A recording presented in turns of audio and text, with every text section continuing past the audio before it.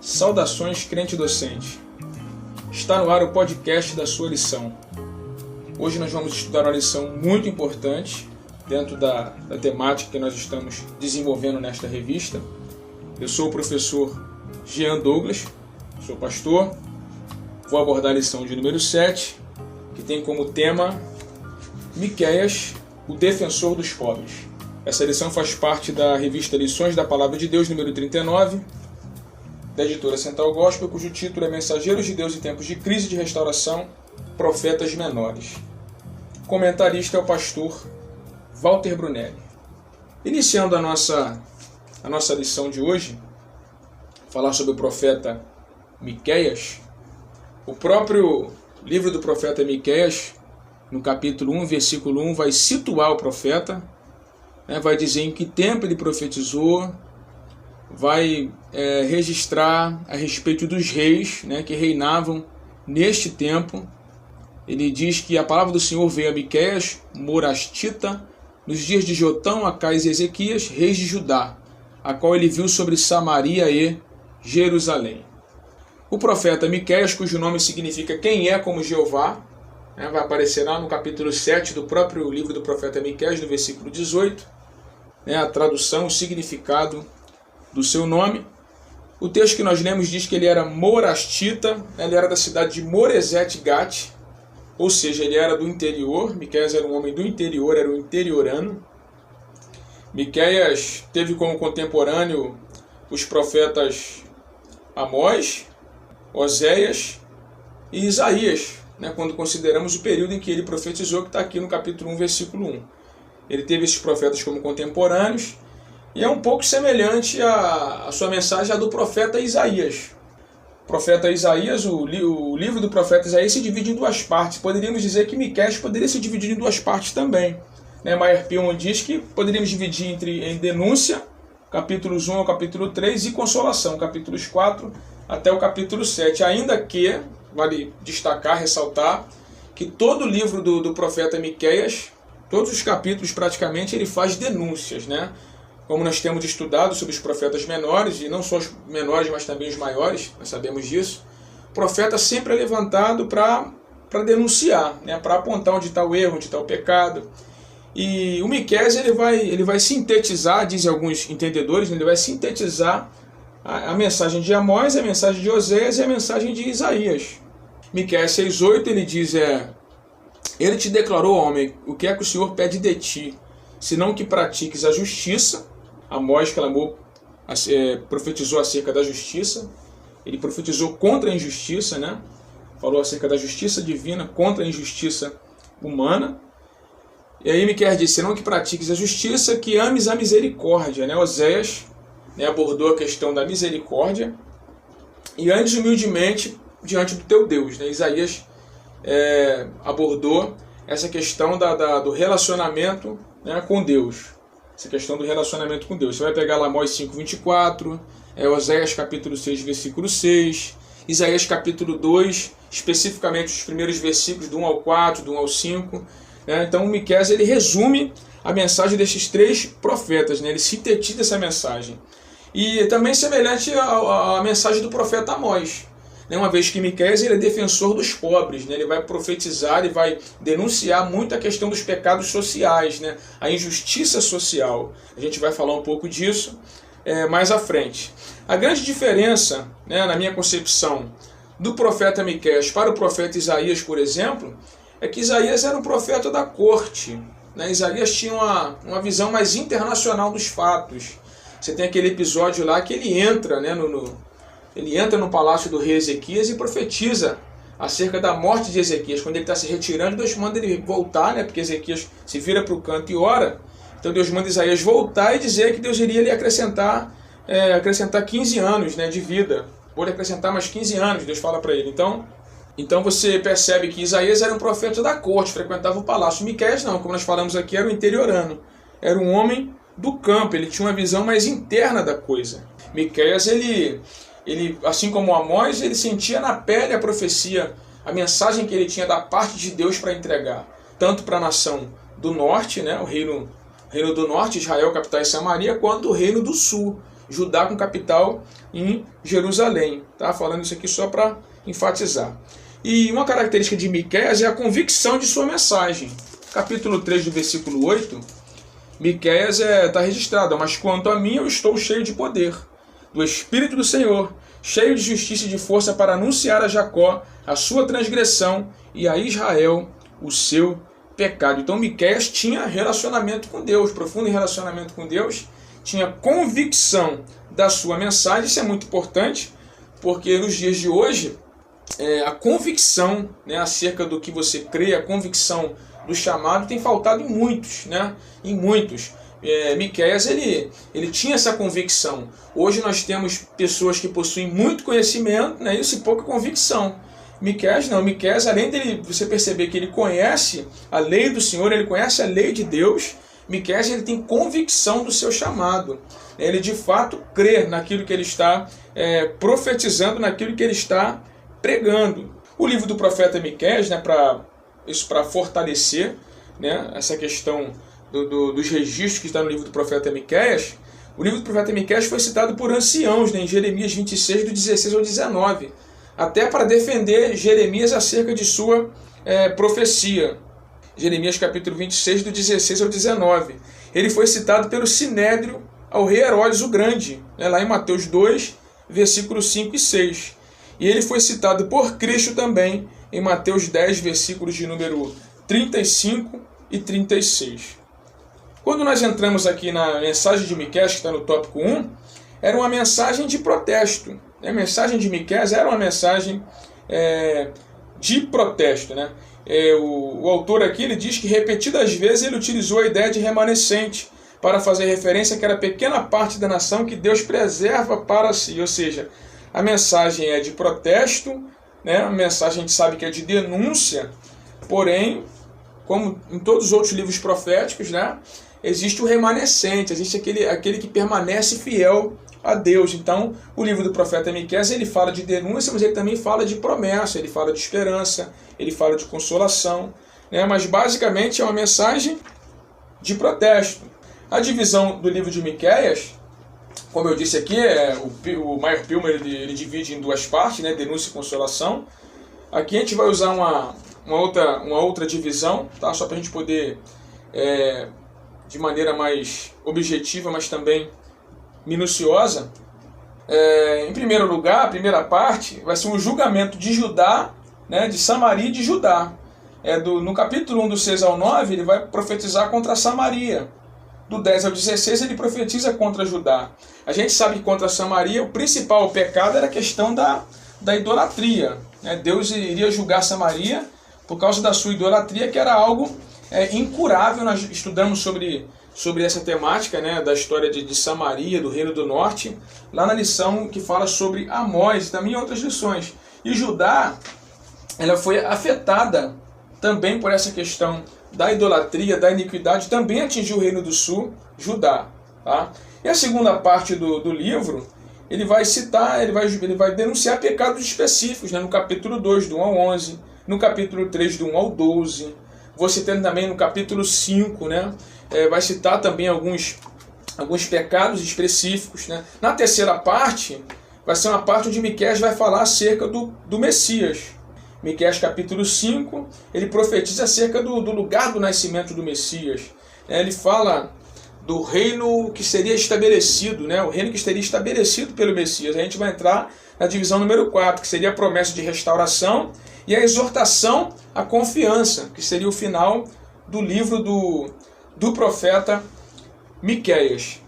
Quando nós olhamos aqui para as denúncias do profeta Miqueias, no tópico 1.3 da revista, ele vai aqui enfatizar os nomes das cidades, né, relacionadas ao Reino do Sul de Judá. É muito interessante a forma como Miqueias coloca as palavras. Ele descreve a destruição da região sul de Judá pelos invasores assírios, né, em 711 d.C. Você pega lá em Miqueias 1, do 10 ao 16 e vê 2 Reis 18. Eles vão devastar a terra e vão tomar 46 cidades, mas não vão conseguir tomar Jerusalém, porque Deus vai guardar Jerusalém. Então Miqueias aqui ele usa um jogo de palavras, né? Um jogo de palavras conhecidas na língua original do povo de Israel, o hebraico. Gat, por exemplo, está relacionado à palavra anunciar. Assim o profeta escreveu: não anuncieis em Gat. Aí ele cita Bet-Leaf, que quer dizer casa de pó, de modo que ele escreveu: revolvei-vos no pó. Os habitantes de Safir, que significa bela, não teriam uma aparência agradável. Pelo contrário, eles seriam levados como prisioneiros de guerra, então não teriam mais uma aparência agradável, uma aparência bela. Pelo contrário, seria uma aparência aterrorizante, de escravo. A lista de cidades segue, ele cita Zaanã, que significa sair. Eles não poderiam sair por causa do perigo. Bet-Ezel, que significa casa de extração. Deus extrairia deles o seu refúgio, o significado. Marote, que está relacionado a Mara ou Birra, que significa amargura, ou amargor. A cidade sofreria amargas calamidades. Uma vez que o nome Laquis soa como a palavra parelha de corcéis, ele advertiu para atrelhar os cavalos aos carros para tentar escapar, ou seja, use os cavalos para escapar, se puderem. Esse era o sentido da mensagem. E Miqueias fala acerca da própria cidade dele, que era Moresete. Eu não sou um profundo entendedor da língua hebraica, tenho um conhecimento periférico, mas é uma palavra que soa como a palavra noiva, sendo que as noivas recebiam presente de despedida. Ou seja, a cidade não pertenceria mais a Judá, mas sairia de casa e passaria a ser dos invasores. Aquizib significa engano, e Maressa soa como a palavra conquistador, mas a cidade seria conquistada pelo inimigo, ao invés de conquistar, seria conquistada. A invasão poderia ter sido evitada se o povo tivesse se voltado para Deus em arrependimento, em fé. Semelhantemente, a mensagem é profetizada também por Amós. Deus poderia lhes dar a vitória, mas eles creram nos falsos profetas, na idolatria, e acabaram por ser derrotados. E existem denúncias relacionadas aos pecados sociais, como eu disse, pecados específicos da nação. Nós poderíamos listar aqui detalhadamente diversos pecados, poderíamos citar detalhadamente, porém aqui nós vamos fazer uma síntese aqui, mas que vai nos dar uma compreensão geral do livro do profeta Miqueias. Então, havia denúncias acerca de pecados sociais, pecados religiosos, questões políticas. O livro do profeta Miqueias ele vai denunciar tudo, vai denunciar a liderança, tanto religiosa quanto política, de maneira geral. Por exemplo, a primeira coisa que Miqueias vai denunciar, como nós falamos aqui, é a idolatria, no capítulo 1, versículo 7, e também lá no capítulo 5, a idolatria de Samaria principalmente, mas também a idolatria do povo de Judá. Uma outra denúncia específica que Miqueias faz são o que nós chamamos de maquinações mais. Maquinações mais. Em Miqueias capítulo 2, no versículo 1, ele fala que eles planejavam o mal deitados em suas camas. O mal queriam praticar contra os desfavorecidos, contra os pobres. Então, Miqueias capítulo 6, Provérbios 6,18, vai dizer que uma das coisas que Deus odeia é aquele que maquina mal contra o seu próximo. Aquele que maquina mal contra o seu próximo. Uma das coisas que Deus odeia. Um terceiro pecado, que Miqueias um ponto que ele vai abordar, vai ser acerca da avidez, da cobiça, podemos dizer assim. Miqueias 2,2 ele diz: cobiçam campos, arrebatam as casas e as tomam, fazem violência a um homem à sua casa, a uma pessoa e à sua herança. Então, ou seja, havia cobiça, havia opressão. E por que havia essas maquinações mais, a cobiça, a opressão? Por causa da ganância. Ganância de quem? Ganância dos políticos, dos líderes de Israel, ganância dos sacerdotes e ganância dos profetas. Então a classe política, a classe religiosa estavam corrompidas. Você pega Miqueias capítulo 3, do versículo 2 em diante, todo o texto, do versículo 1 até o versículo 4, ele fala do aspecto político, dos líderes políticos.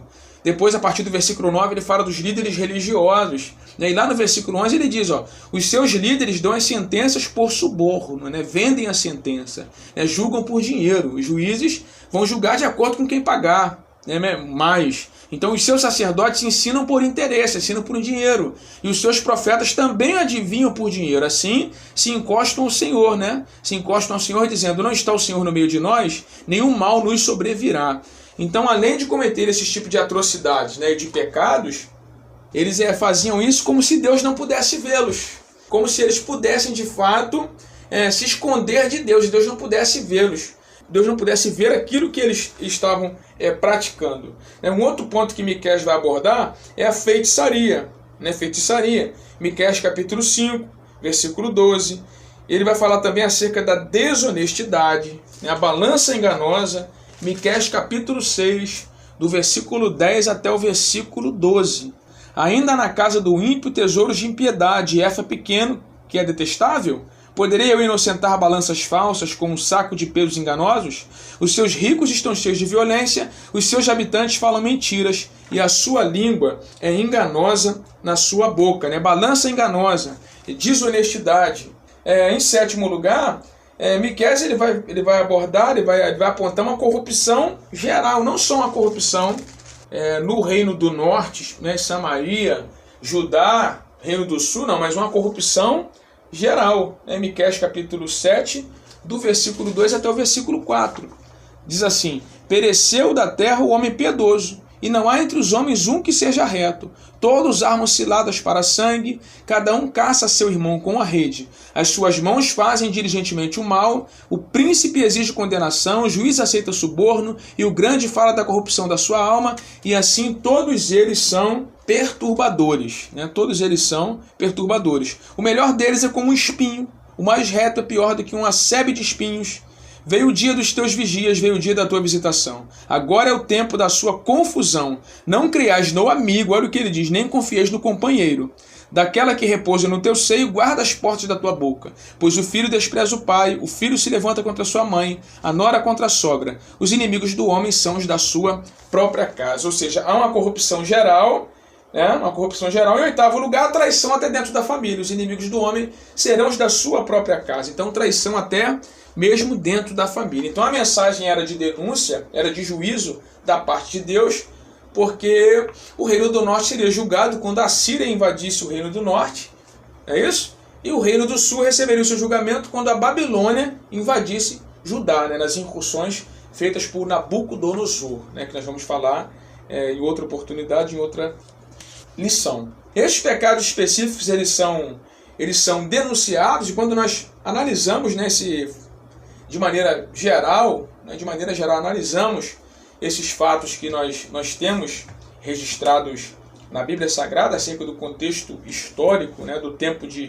do tempo do profeta Miqueias, aí vai entrar a questão do tópico 2 da revista, a política de Israel.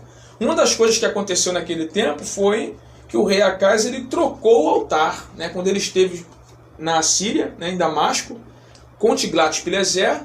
Ele vai ver o altar de Tiglat-Pileser e vai pedir o modelo, o modelo do altar de Tiglat-Pileser, e vai fazer um igual em Judá. Ele vai se encantar pelo altar. Ou seja, isso aí mostra a questão da transigência.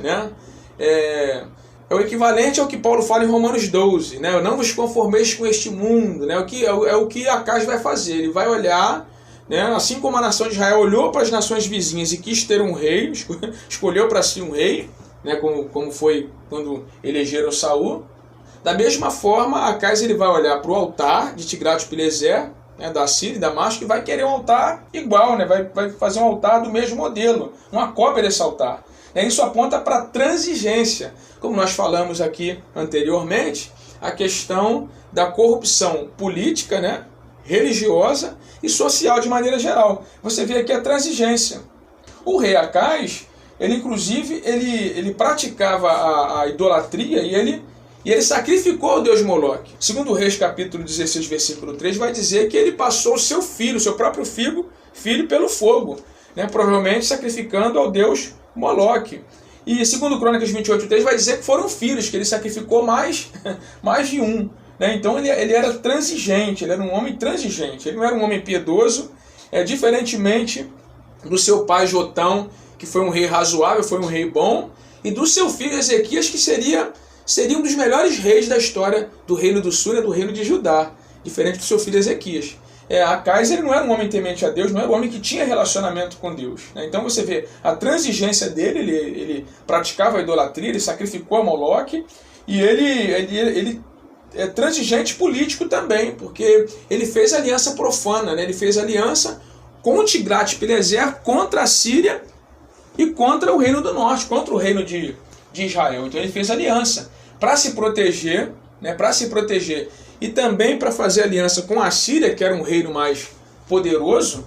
Ele vai preferir confiar em Tiglat-Pileser e na Síria do que confiar em Deus. Então é por isso que Miqueias vai ser levantado com tanta veemência, com tanta força. Miqueias era um homem, como eu disse aqui, que tinha um relacionamento com Deus e tinha a lei de Deus como referencial para a sua mensagem profética. A Bíblia fala que sem profecia a casa se corrompe. E mesmo havendo profecia, né, se os líderes e o povo rejeita a profecia, rejeita a mensagem de Deus, incorrem no mesmo pecado, não é diferente, né? É como se não tivesse ouvido profecia alguma, né, da parte de Deus. Então o altar ele vai ser trocado, como nós falamos aqui, vai fazer um altar como o de Tiglat-Pileser.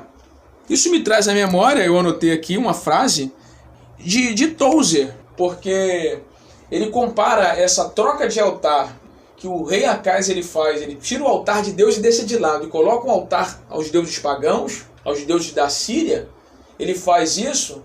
Tozer compara isso à igreja moderna de uma maneira geral, né? Quando ela usa as estratégias do mundo para tentar, né, ganhar almas, para tentar fazer a igreja crescer, né? Ele faz essa comparação e é interessante para os nossos dias a gente analisar isso, claro que não de uma maneira radical, né? Tem muita coisa que nós podemos ver, de repente, utilizar no reino de Deus, utilizar na igreja, mas tem coisa que não, né? Nem tudo convém que você faça. Como Paulo diz, não vos conformeis com este mundo, mas transformai-vos pela renovação da vossa mente para que experimenteis a boa, perfeita e agradável vontade de Deus. Romanos 12, 2. Então Paulo diz, não seja moldado pelo mundo. Então o que Acais faz é ser moldado pelo mundo, como Israel fez no passado, e como Acais vai fazer, vai ser moldado como muitos fazem hoje.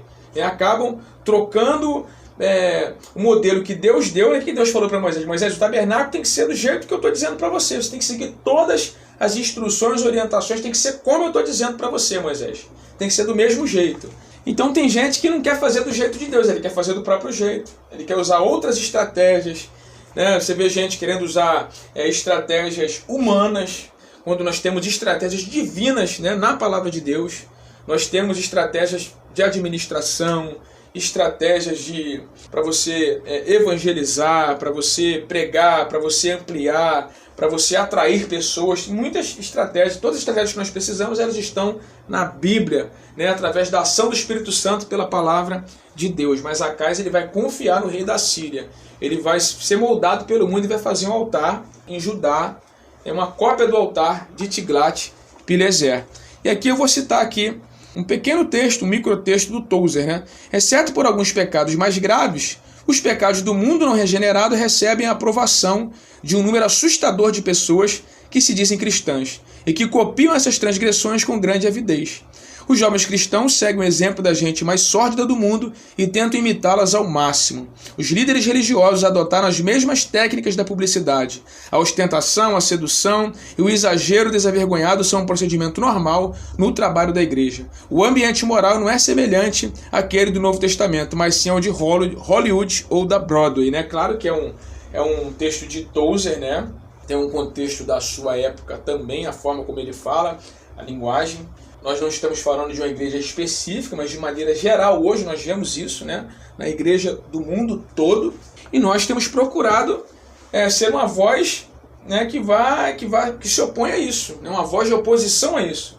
Né? Somos uma voz como a voz do profeta Miqueias, a voz de alguém que quer fazer a diferença no seu tempo.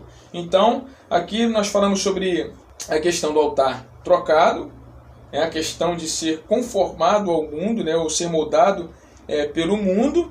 Né? Falamos um pouco do juízo divino sobre Samaria, né, e também sobre Judá. Destacamos que o foco do profeta era a lei de Deus, né? Como está lá em Miqueias 6,8, ele te declarou homem que é o que o Senhor pede de ti, senão que pratique justiça, a misericórdia e ande humildemente diante do teu Deus. É interessante que você lê o versículo anterior, versículo 6, versículo 7. Miqueias ele fala, Deus não quer o culto. Isaías falou isso também, né? Isaías disse que Deus não suportava, Isaías capítulo 1, que Deus não suportava mais o ajuntamento solene né, junto com o pecado. E Miqueias está falando isso. Não adianta vocês virem apresentar para mim bezerro, cevado, apresentar até um ser humano como sacrifício, né, até porque Deus não aceita, a lei de Moisés registra, né, isso, que Deus não aceita sacrifício humano, né, Deus jamais aceitaria um sacrifício humano. Mas Miqueias ele fala no texto, se você voltar ao texto e ler, ele diz: agradar-se ao Senhor de milhares de carneiros, ou miríades de ribeiros de azeite, darei meu primogênito pela minha transgressão, o fruto do meu ventre pelo pecado da minha alma. Aí ele vai dizer: homem, ele te declarou o que o Senhor pede de ti. Ele pede de você justiça, misericórdia, né, e relacionamento com Deus, que andes humildemente com o teu Deus, que obedeça a Deus. Então, Miqueias está falando, Deus não está preocupado com o ajuntamento, com o culto, né? Deus está preocupado em que se pratique o bem, que se faça o que é certo, que se tenha uma vida santa. Então é isso que Miqueias está trazendo na sua mensagem. E o mais interessante quando Acais ele troca lá o altar, é que Urias, o sacerdote, ele vai ajudar Acais, ele vai concordar, né? Diferente dos sacerdotes que repreenderam Uzias quando ele tentou, né, quando ele fez, né, quando ele foi fazer o papel do sacerdote, oferecer sacrifício ao Senhor, né, no templo. Então foi repreendido pelos sacerdotes. Mas Acais ele não é repreendido, né, como Urias também é favorecido, também faz as coisas por interesse, está ali por dinheiro, pelo que recebe do rei Acais. Então Urias ele vai fazer tudo o que Acais pediu sem fazer qualquer repreensão. O sacerdote que deveria ensinar também estava corrompido. Tá? Um outro aspecto, um outro ponto da mensagem de Miqueias é acerca do prenúncio do Messias. Como nós falamos aqui em Miqueias capítulo 5, ele vai falar sobre o nascimento do Messias, né? Vai precisar o lugar do nascimento. E tu, Belém Efrata, cita Belém, é o lugar onde Jesus nasceu, né? O prenúncio do Messias, a primeira vinda do Messias, correto? Primeira vinda do Messias. Você pode ler em Lucas capítulo 2, versículo 11, está na revista isso. Né? Mateus capítulo 2, do 4 ao 6. É importante distinguir aqui a primeira e a segunda vinda, né? E ele vai falar também da segunda vinda do Messias. Ele continua falando, né? Nós sabemos que Jesus ele veio, né? Teve uma primeira vinda, não é isso? Quando ele veio para o que era seu, os seus não receberam, todos quantos receberam, Deus o poder de serem feitos filhos de Deus. Ele foi crucificado, primeira vinda. A segunda vinda, que Miqueias ele também fala sobre ela, ele prossegue falando que o Messias ele apacetaria o povo na força do Senhor. Nessa ocasião, ele será engrandecido até os confins da terra. Aqui, Miqueias está falando da segunda parte da segunda vinda. Nós sabemos que na primeira parte da segunda vinda de Cristo ele vai arrebatar a igreja, e na segunda parte, como está lá em Apocalipse 1, versículo 7, todo olho o verá. Quando ele vai pelejar contra o anticristo, por Israel vai pelejar e vai vencer, lógico, ele vai vencer o anticristo, e depois a gente vai ter o Satanás vai ser amarrado e nós teremos o milênio. Então é uma mensagem também escatológica, né? A segunda vinda do Messias aqui está falando de um reino justo, está falando do milênio. Você vai pegar o capítulo 4, né? E o capítulo 5 de Miqueias também contém essa mensagem escatológica. Ele prevê um reino justo, né? Ele diz que vai haver um reino justo. A gente sabe que reino justo, né? Um reino onde tem um rei que reina com justiça, onde não vai mais haver essa corrupção, né? Essa injustiça social, essa corrupção religiosa, corrupção política, somente quando Jesus reinar aqui sobre nós da cidade de Jerusalém, né? Ele vai reinar de lá, vai reinar sobre o mundo todo. Então, aqui ele está falando acerca do milênio. E isso traz também para nós, né, a mensagem de Miqueias, ela traz à nossa memória as promessas que Deus fez, né, para o povo de Israel. Deus vai cumprir isso no milênio. Tudo aquilo que ele prometeu a Abraão, que não se cumpriu de maneira plena, né, aquilo que ele prometeu a Abraão, o povo nunca viveu de maneira plena aquilo que foi prometido, vai viver no milênio. Isso vai acontecer no milênio. Esses eventos, eles comprovam tanto a necessidade quanto a realidade do milênio, diz o autor da revista. Nós que somos milenistas, cremos no milênio, né, cremos no milênio e cremos no pré-tribulacionismo, no arrebatamento antes da tribulação. Nós cremos que haverá esse milênio literal na Terra, até porque vai se cumprir tudo que ele prometeu a Abraão. Tá? Tudo que ele prometeu a Abraão.